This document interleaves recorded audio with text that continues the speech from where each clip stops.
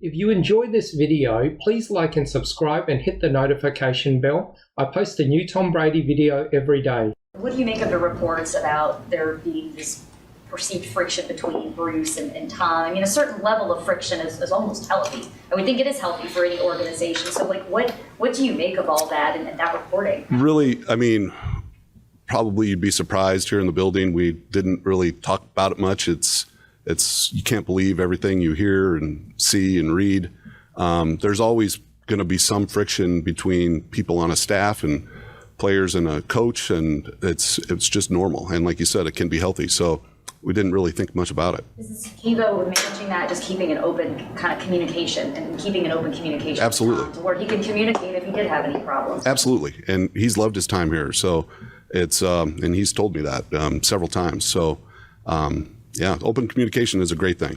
When you were asked about Tom and you said we'll leave a light on, like, there just didn't seem to be any panic or anything in your voice. You seem to be kind of at ease with things, like, but just inside, like, was there a sense of worry at all? It just seemed like, I don't know, did faith play a big role in kind of how everything unfolded? Like, what was that kind of like for you on the inside? Yeah, well, in this business, you have to be ready to expect the unexpected, but you also have to have plans either way. And, you know, there was nothing I could do about it at that point. We had a lot of faith in thinking that he might change his mind, that he might come back, but we had to have plans either way. Now, when he decided that he was going to unretire, and we had several conversations, myself and Bruce was a major part of that. There was a sense that it could happen, but didn't have any definites until later on, probably around the same time Chris heard, got his text message. I had talked to him and Bruce and knew that he was going to put a statement out. So that was a great day, just like today's a great day. What was your initial reaction when he called? You know, a sense of relief. We were all excited. I think probably the same as any fan here has, and any person on the staff here. We're all very excited. Why wouldn't you be? Was there a tipping point at all for Tom? You obviously knew you had a lot of free agents. The timing probably wasn't coincidental, but was there something that he spoke to you about that really made him want to play again? No, not one thing in particular. You know, we've had so many conversations over the course of the year. He, Bruce, myself, coaches, we all see eye to eye. We know what a good player when we see one. We know what it's going to take. So didn't really have to talk through that with him. He knew what our plans. He's just speaking from experience. What we've done the last couple of years with the roster. I think he knew that wasn't anything he needed to worry about. Jason, what was the harder recruiting sell, getting him here or getting him unretired? Well, he chose us.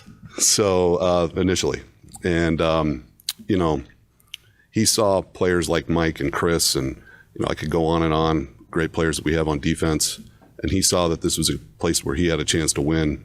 So that wasn't much of a recruiting as it was just thankful that he did choose us, and it showed that, you know, my staff and our staffs have done a great job putting a team together. So this one was kind of sitting and waiting and giving him his time to think things through, and having patience. And patience can be a tough thing to go through sometimes, but we got through it and came out on a positive note.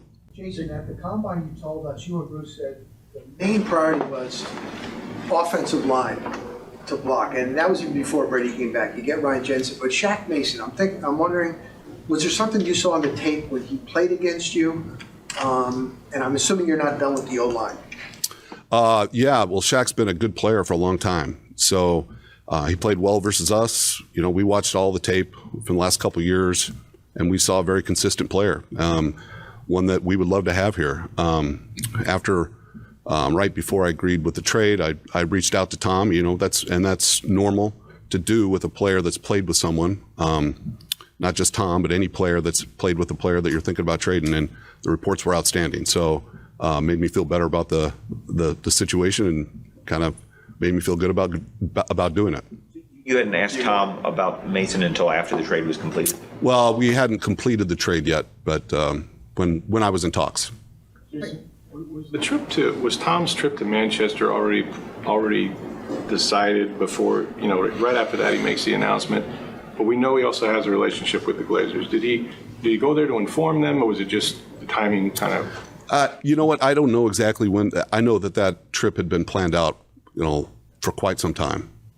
Tom's a planner. He's very detailed. He doesn't do anything on a whim. So, How much was he in your ear over making sure to get this guy back? I mean, we knew that you were going to franchise tag him, but how much was he in your ear about, we've got to lock this guy in? he wants great players. He wants great players around him. So he and Chris, he and Mike, that's just the receiver room. But, all of our players, and Chris can attest to this, he's got a great relationship with all of them. So he didn't want to see a player like Chris go, I'm sure.